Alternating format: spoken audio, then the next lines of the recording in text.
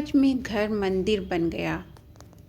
बरेली के एक छोटे से घर में शादी की चहल पहल थी।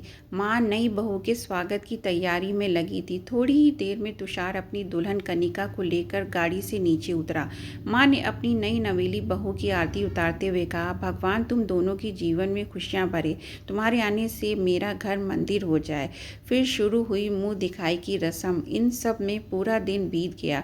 2-4 दिन में मेहमानों से भरा घर खाली हो जाता है। अब घर में बचते हैं सिर्फ 5 लोग, माँ, बाबूजी, तुषार, कनिका और रोहन। शादी हुए 10 दिन बीत चुके थे। एक दोपहर तुषार कनिका से कहता है, सोच रहा हूँ कि ऑफिस ज्वाइन कर लूँ। कनिका तुरंत बिस्तर से उठकर बैठ जाती है। क्या हम हनीमून पर नहीं जा रहे हैं? तुषार ने जवाब दिया, अभी शादी में बहुत खर्चा हो गया है, आने वाले 1-2 महीने में जाते हैं ना। कनिका ने पूछा, पक्का? तुषार ने जवाब दिया, हाँ पक्का। अगले दिन तुषार ऑफिस के लिए निकल जाता है। शाम को तुषार घर पहुंचता है तो देखा कि माँ, बाबूजी और रोहन कनिका के साथ टीवी देख रहे थे। माँ कनिका से कहती है, लो बहू, आ गए हमारे नवाबजादे। थोड़े समय में डिनर करने के लिए परिवार के सभी सदस्य बैठते हैं। बाबूजी ने तुषार से कहा, तुम्हारी शादी हो गई है, रोहन को लेकर हमें कोई चिंता नहीं है।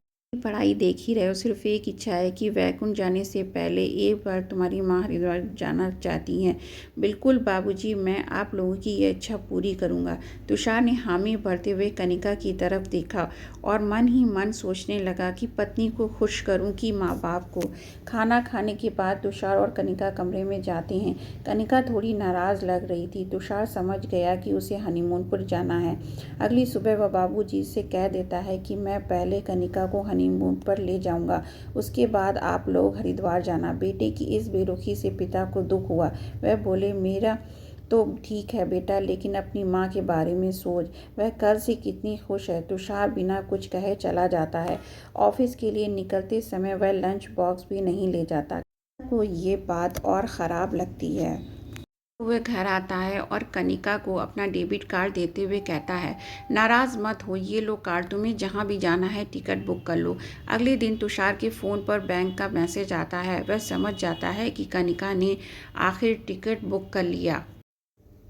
शाम को खाने के टेबल पर सब काफ़ी खुश होकर बैठे रहते हैं। इतने में उमा अपने बेटे का माथा चूम लेती है।